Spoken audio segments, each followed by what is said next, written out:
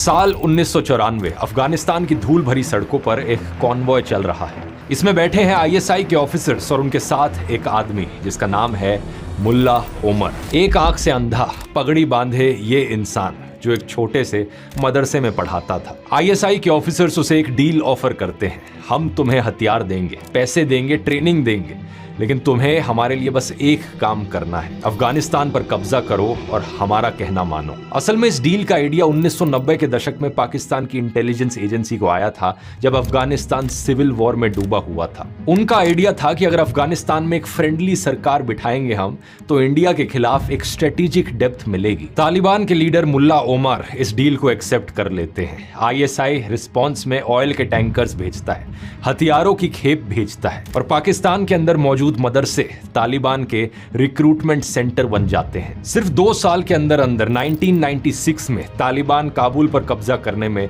Successful हो जाता है। अफगानिस्तान में तालिबान की नई सरकार बनती है। उस वक्त दुनिया में सिर्फ 3 देश थे जिन्होंने तालिबान की सरकार को ऑफिशियली रिकॉग्नाइज किया।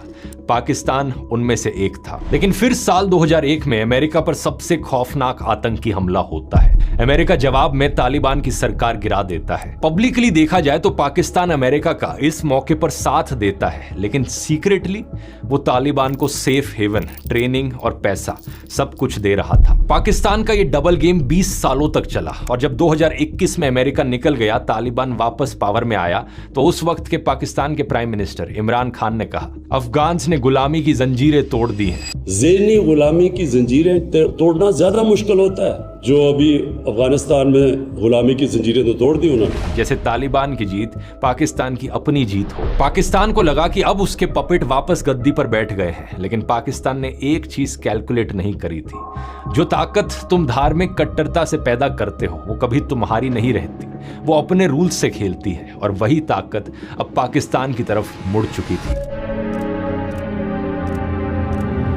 यहीं पर एंट्री होती है तहरीक-ए-तालिबान पाकिस्तान की, शॉर्ट फॉर्म टीटीपी। इसको पाकिस्तानी तालिबान भी बुलाया जाता है। ये वो लोग थे जो आईएसआई के मदरसों में पढ़े थे, अफगान तालिबान के साथ लड़े थे, लेकिन जब से पाकिस्तान ने अमेरिका का साथ दिया था, अमेरिका की वॉर ऑन टेरर पर, तब से ये पाकिस्तान के खिलाफ हो गए थे। टीटीपी का मकसद सिर्फ एक है, पाकिस्तान की इलेक्टेड सरकार को गिराकर शरिया लॉ लागू करना।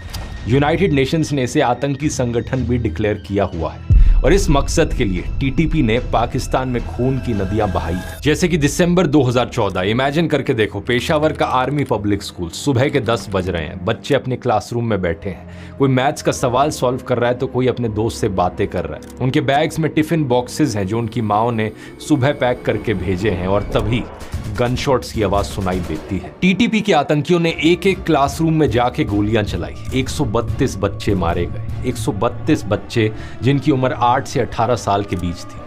टीचर्स ने बच्चों को बचाने की कोशिश की। एक टीचर ताहिरा काजी ने अपने स्टूडेंट के सामने खड़े होकर गोलियां खाई। कुल 149 लोग मारे गए उस दिन। यह पाकिस्तान के इतिहास का सबसे काला दिन था। 2021 में तालिबान के पावर में आने के बाद से पिछले 5 सालों में टीटीपी के हमले और भी ज्यादा बढ़ गए हैं। 2024 में 2236 लोगों की टेररिज्म रिलेटेड इंसिडेंट्स में मौत हुई पाकिस्तान में, जबकि 2025 में यह नंबर बढ़कर 4001 हो गया, ऑलमोस्ट डबल। ये बात इस हद तक बढ़ गई है कि पाकिस्तान के आर्मी चीफ आसिम मुनिर ने टीटीपी को फंडामेंटल एनिमी कहा है। लेकिन यहीं पर यह सिचुएशन कॉम्प्लिकेटेड बन जाती है। असल में टीटीपी खुद को अफगान तालिबान का एक्सटेंशन बताता है। उसने अफगान तालिबान को एलिजियंस प्लेज की हुई है, और अफगान तालिबान ने टीटीपी को अपनी टेरिटरी में सेफ हेवन दे रखा है। सोचकर देखो कितनी अजीब बात है कि पाकिस्तान का सबसे बड़ा दुश्मन पाकिस्तान के सबसे पुराने दोस्त के घर में बैठा है। ये ठीक वैसा ही है जैसा पाकिस्तान ने अमेरिका के साथ किया था ओसामा बिन लादेन को शरण देकर।